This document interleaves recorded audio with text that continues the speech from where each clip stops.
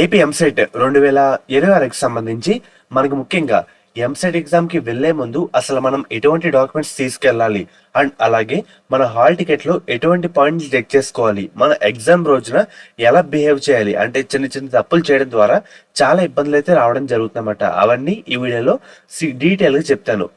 మనకి ఈ పాయింట్స్ సహా మీకైతే చూపిస్తూ అయితే ఉంటానన్నమాట. ముఖ్యంగా వీడియోలోకి వెళ్లే ముందు ఇంటర్ సెకండరీ విద్యార్థులు ఈ బిగ్గెస్ట్ అప్డేట్ అయితే అస్సలు మిస్ అవ్వకండి. మీరు ఎంసెట్ ఎగ్జామ్ సంబంధించి హాల్ టికెట్స్ డౌన్లోడ్ చేసే కంటే ముందు ఈ ఎగ్జామ్ కి రిజిస్టర్ అవుతే బీటెక్ స్కాలర్షిప్ తో చేసే ఛాన్స్ అయితే ఉందన్నమాట. మే 10వ తారీఖున ఈ ఎగ్జామ్ కూడా కండక్ట్ చేస్తారు, అది కూడా ఆన్లైన్ లో. సో వెంటనే రిజిస్టర్ అవ్వండి. లింక్స్ అయితే మీకు డిస్క్రిప్షన్ లో అండ్ అలాగే కామెంట్ సెక్షన్ లో ప్రొవైడ్ అయితే చేస్తాను. ఈ ఎగ్జామ్ కి బేసిక్ మ్యాథ్స్ అయితే వస్తే చాలు, నెగిటివ్ మార్కింగ్ కూడా లేదు. అదే ఎన్ఐటి ఎంట్రన్స్ ఎగ్జామ్. ఈ ఎగ్జామ్ కి నువ్వు ఫస్ట్ ఇయర్ నుంచి అడ్వాన్స్ ఏ నేర్చుకుని డ్రోన్స్ అండ్ అలాగే రోబోట్స్ కూడా బిల్డ్ చేయొచ్చు. ఫస్ట్ ఇయర్ కి పెయిడ్ ఇంటర్న్షిప్ అయితే క్రాక్ చేయొచ్చు. ఓపెన్ ఏఐ అకాడమీ లాంటి టాప్ కంపెనీస్ కి ఐడియాస్ అయితే పిచ్ చేయొచ్చు. నీ ఎగ్జామ్ పర్ఫార్మెన్స్ బట్టి కూడా ఫస్ట్ ఇయర్ లో అప్ టు 100% వరకు ఫీలో స్కాలర్షిప్ అయితే వచ్చే అవకాశం అయితే ఉందన్నమాట. సో లేట్ చేయకుండా వెంటనే అందరూ రిజిస్టర్ అయితే అవ్వండి. మెయిన్ గా మనకి ఒకసారి మన హాల్ టికెట్ చూసుకుంటే గనక ఫస్ట్ పాయింట్ నేను చెప్పేది, మీ పేరు, father name, mother name, date of birth, address అన్ని కరెక్ట్ గా ఉన్నాయి లేవో చూసుకోండి. తర్వాత కిందకి వస్తే గనక మనకి ఇక్కడ చూడాల్సింది మెయిన్ గా మన ఎగ్జామ్ ఎప్పుడు అండ్ అలాగే షిఫ్ట్ ఎప్పుడు. మనకి ఇక్కడ రెండు షిఫ్ట్లు అయితే ఉంటాయి. ఒకటి 9 AM నుంచి 12 PM, ఇంకోటి 2 PM నుంచి 5 PM. మనకి ఏ షిఫ్ట్ ఏ రోజు వచ్చిందో చూసుకోవాలి. తర్వాత టెస్ట్ సెంటర్ కూడా చూసుకుంటూ అయితే ఉండాలన్నమాట. ఆ సెంటర్ సంబంధించి మీకు వచ్చిన సెంటర్ కూడా ఎగ్జామ్ 1 డే ముందు వెళ్ళి విజిట్ అయితే చేసుకోండి. టైం కూడా సేవ్ అవుతుంది తర్వాత రోజుకి వెళ్ళాలన్నా, అండ్ అలాగే మనకు కూడా ఒక గుర్తు అయితే ఉంటది అన్నమాట. సో మెయిన్ గా ఇక్కడ ఫస్ట్ వీళ్ళు ఏమని చెప్తారంటే, ఇక్కడ ఫస్ట్ పాయింట్ లో మన హాల్ టికెట్ లో name, date of birth, gender, category, stream అన్ని కరెక్ట్ గా ఉన్నాయి లేవో చూసుకోండి. ఇన్ కేస్ ఏమైనా తప్పుగానే ఉంటే AP EAMCET help line centre అది కూడా ఈమెయిల్ ద్వారా యాక్షన్ అయితే తీసుకోండి అని చెప్తున్నారు. అండ్ అలాగే మన ఎగ్జామ్ హాల్ టికెట్ కూడా తీసుకెళ్లాల్సి ఉంటుంది. ఇచ్చిన టెస్ట్ సెంటర్ లోనే కరెక్ట్ గా అయితే వెళ్ళాలని చెప్తున్నారు. మెయిన్ గా 1 డే ముందు చూసుకోమని చెప్తున్నారు, కరెక్ట్ టైం రీచ్ అవ్వడానికి ఇందాక చెప్పాను.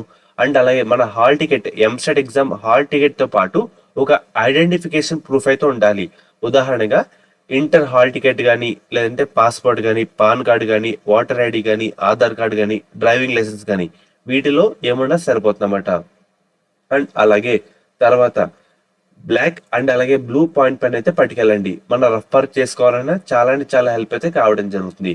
అండ్ అలాగే ఎవరైతే ఎస్సీ ఎస్టీ క్యాస్ట్ వాళ్ళు ఉంటారో వాళ్ళకి క్యాస్ట్ సర్టిఫికేట్ పట్టుకెళ్ళండి మన ఆన్లైన్ అప్లికేషన్ ఫామ్ తో.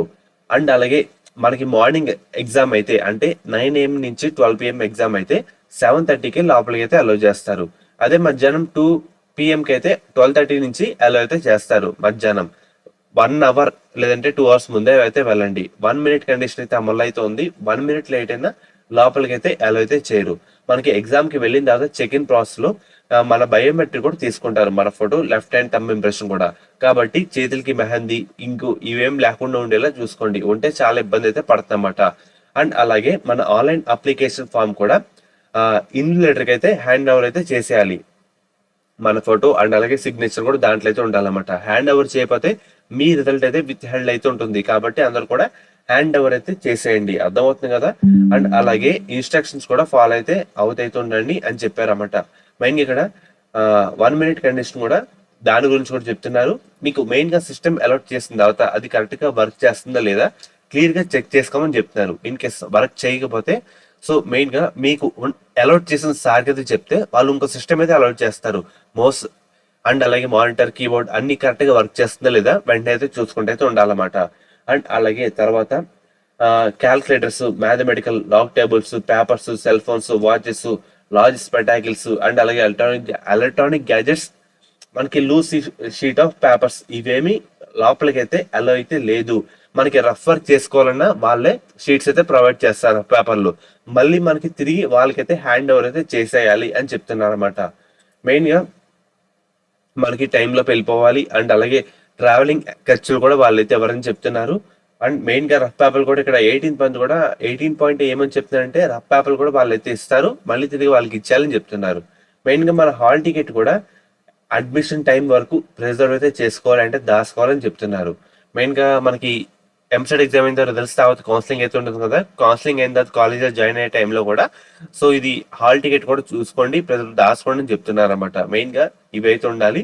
మెయిన్గా మనకి ఏం కావాల్సిందంటే hall ticket, online application form, identification purpose సంబంధించి proof, inter hall ticket, passport, PAN, voter ID, Aadhaar card, driving licence, వీటిలో ఏమన్నా సరిపోతుంది. బ్లూ అండ్ అలాగే బాల్ పాయింట్ పైన ఏదైనా మెహందీ అయితే పెట్టుకెళ్ళకండి. బయోమెట్రిక్ అయితే ఉంటుంది, సిగ్నేచర్ అండ్ అలాగే ఫోటో కాపీ కూడా ఉండేలా చూసుకోండి. ఇవి అయితే ఉన్నాయన్నమాట.